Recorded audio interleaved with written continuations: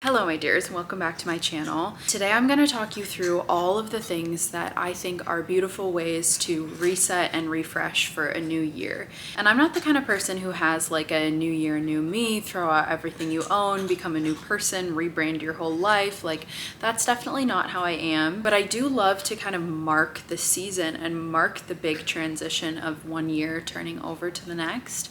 And these are some of the ways that I think are gentle but still functional and helpful in refreshing your mind and getting you ready to welcome abundance into your life in the next year.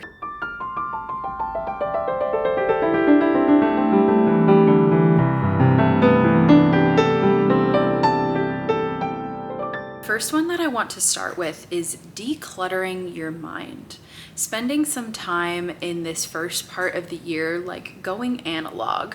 Get off of your phone and reconnect with yourself. So this can be based on, what your personal interests are, how you want to go analog, whether it's spending time in nature, like grounding yourself in the forest or in the earth. Cozy hobbies, that's a big one for me, like reading, journaling, doing some reflection potentially on your previous year goals. Things like puzzles or crafts or baking and cooking. I personally love to cook, so cooking is a nice time where I feel like I'm off my phone and like doing something with my hands, making something feels really good. So try to spend some time away from your phone. Put your phone in another room, put your notifications on do not disturb, as long as you're not expecting any important calls or texts or anything like that. And just try to really be present with yourself in the moment of whatever you're doing. It is really hard. I know that sounds potentially tacky of like, be mindful, be present with yourself. But at the same time, like we are in that era of short attention spans. And I feel like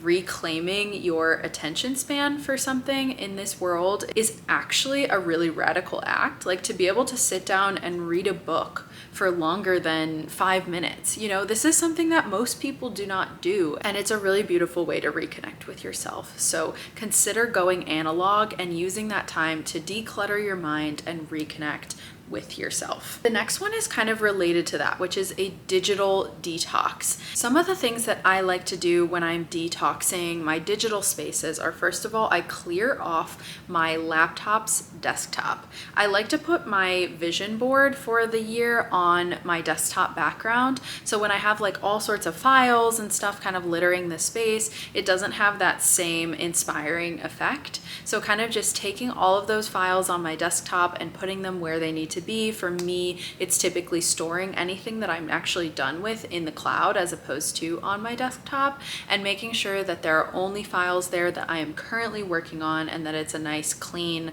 space for me to open when I'm going to work each day. The next thing that I like to do is delete apps off of my phone that I do not use. I feel like sometimes I'll download an app for like a one-time use kind of thing, and then I just leave it there and let it clutter up that space. So I like to delete anything that I'm not using and making sure that all of the apps are like in a category on my phone. I actually section off my apps with affirmations. I don't know if you can actually see these, but like for example, all of my social media apps that I post on, the affirmation is I am viral. All of the social media apps that I just use as a user, the affirmation is I am connected. All of my like Gmail, Google Drive, all of that is under I am productive. So I'm very aggressive about the ways that I like organize my phone to best serve me. So getting rid of those apps and making sure that everything is organized. Another big one is going through my camera roll. I think anyone could benefit from this, but especially as a content creator, there's a lot of extra videos or duplicate videos or really long videos that don't need to be there that I can delete.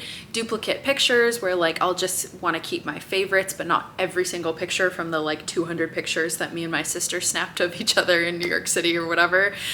So going through and just deleting things that I don't need from my camera roll, and also favoriting things that I might want to go back to. I actually find that really helpful as a content creator to have a folder of things that I can return to when I'm looking for specific videos. One big one that I've been trying to do more this year is unsubscribing from marketing emails. I feel like there was a time where I was just like constantly getting notifications. Like I had way too many emails. I love to have a dead, quiet phone. Like I think it's amazing. thing. Like I said, we need to reclaim our attention spans. And one of the things that I feel like I used to do a lot and I'm kind of recovering from now that I no longer have a 9 to 5 job is getting that like dopamine hit of like getting emails, getting notifications, getting messages, get the pinging on the phone constantly, and kind of like feeling productive by like going through emails, but you're not actually doing anything important. And marketing emails just add to that noise. So going through and unsubscribing from all of the stores that are marketing stuff to you constantly, sending you sales. If you need something, you're gonna go look for it. You don't need the marketing emails. You can sign up for whatever discount that they have when you are shopping for the thing. You don't need to be reminded of all of the products that you should be purchasing constantly. Like, reclaim your attention span, reclaim what you're consuming and what you're buying. And a really good way to keep control of those things is to get rid of those marketing emails from your email inbox. Okay, the next big topic here is something that I always love to do, which is resetting my home. This always starts, of course, with like a deep clean of the whole house. I always like to go through and put things away, declutter a little bit, and then make sure I'm doing the things that I don't usually do, like actually moving furniture a little bit to vacuum under it and stuff like that. Like, do a deeper clean than you usually do. Or choose a project, like for example, cleaning your oven or something like that that you don't do all of the time. Do a deeper clean to kind of honor the transition into the new year. Wash your sheets, like just, vacuum and mop your floors, make it smell really good in your home. Maybe even burn some sage if you're into that sort of thing. Like, do some sort of ritual to cleanse your space. You can do that with sage, you can do that with incense, you can do it with sound. You can use sound bowls to cleanse your space. So there are a lot of ways to do it, but it always for me starts with cleaning. Oh, another way is to mop your floors with an essential oil of some kind. Make sure it's safe if you have pets, because essential oils are not always safe for pets. But if you're able to do it safely and you don't want to burn anything in your house or whatever, you don't have sound bowls, mopping the floor with like a lavender oil is a really good way to also cleanse your space spiritually, not just physically, and it smells really good too. For me, also in the new year, it's always putting away the Christmas decor and just kind of like starting fresh with a cleaner slate in my house of my normal decoration style as well. I get really overstimulated by the Christmas decorations eventually, so the day to like put them all away is always a great day for me, and I feel like everything just looks cleaner immediately once the Christmas decorations are back in their box in the closet. A clean space really can mean a clear mind. I find that I don't realize that when my space is messy that it is affecting me, but then I do realize it once the space is clean, and I'm like, wow, I can focus so much better. I just feel freer in this space, especially if you live in a small apartment like me. But even if you don't, this can be such an important way to allow your brain a clear space to move into a new year. And don't worry if this doesn't happen on January 1 or 2 or 3, you can do this anytime, and I guarantee you it's gonna feel really good. The next one is really related to that, which is clean outs. Decluttering, cleaning out spaces. So beyond just cleaning, it's kind of shedding the things that you don't need. So for me, this oftentimes manifests in a closet clean out, because I am definitely a culprit of having more clothes than I actually need. Like, my closet is filled to the brim, and it's like, why? Why is it always like that? Why does it always end up that I have more clothing than what I actually need? And it actually makes it harder to go into my closet and select clothing to wear, as opposed to if I had less, it would be much easier, and I guarantee I wouldn't be missing out on much. So a closet clean out is kind of how this manifests for me. I like to go through, choose things that I'm potentially no longer wearing that much. Some years I've done the thing where when I wear something, I put it on the other side of my closet, and then anything that has stayed at the front basically and has not been worn for an entire year, that hasn't been switched to the other side of the closet, those are the things that I need to get rid of. Even if I feel some sort of attachment to them, it's unlikely that if I haven't worn them in a full year that I'm ever going to wear them. Obviously that's different for like occasion dresses or things like that, but for general everyday clothing, if you haven't worn it in a whole year, you're probably not going to wear it. Do make sure though, of course, that you're not throwing those things away, but instead that you are donating them to an ethical organization, or upcycling them, or giving them away to friends, doing a clothing exchange, something like that. Just make sure when you're doing these clean outs, whether it's of your closet or or any other space in your home, like a junk drawer or something like that, that the way you're disposing of those products is also ethical. I think this year as well, something I might want to do is go through my books and get rid of some of them. I'm a book girl and I get so attached to my books, but at the same time, they do take up a lot of physical space, and like my shelf is not enough to hold them. So while I'm still in a smaller space like this, why not kind of shed some of those books that, you know, I may not be revisiting or have no personal connection to. The next thing that I really like to do is not just for the new year, but really for any time of year when the seasons are changing, and that is to honor the time of year that we're in. A few ways that you can do that are through food and drink and the scents that you surround yourself with. So like for example, in January, the things that are in season are like citrus fruits, spices and herbs, root vegetables. So currently I've been lighting a clove candle in my space because it honors the January season. And my husband made a syrup out of cardamom that we've been using in our coffees and teas. Cardamom tea is something that I've been drinking during this time. I've been eating a lot of citrus. Sumo oranges, I think they're Sumo mandarin oranges maybe, are my absolute favorite. So I've been eating a lot of oranges, which just feels right during this season. Eating seasonally is a beautiful thing to do to kind of honor times of transition and living in a way that's in tune with the earth. Also cooking warm meals, like making sure my dinners are not things like salads and stuff like that, but actually things like roasted vegetables or soups or chilies or like rice dishes and things like this. If you look at like ancient Eastern medicine practices, they will always tell you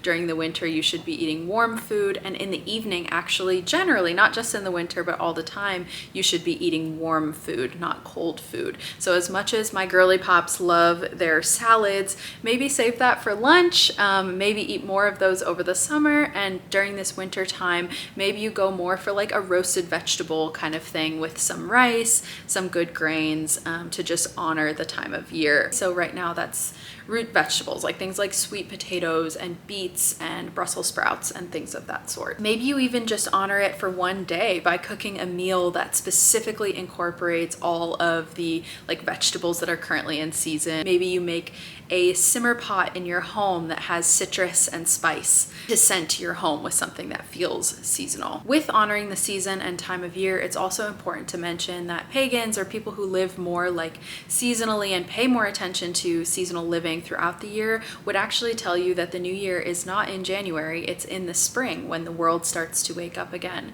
So consider for yourself as well, in terms of honoring the season, that if you're still sleepy, if you're still feeling that like winter slump, if you're still in your kind of hibernation mode of darkness and reflection, just know that the earth is there with you, and maybe it's not time to take action just yet, and that is 100% okay. So in honoring the season, you also need to honor yourself. The next one is setting intentions. Like I mentioned at the beginning of the video, I'm not a huge new year, new me, rebrand everything, get rid of everything you own kind of person, but at the same time, I do find a lot of value in intention setting around how I want my year to feel, what I want to bring more of into my life, and what I want to cast out or leave in the previous year.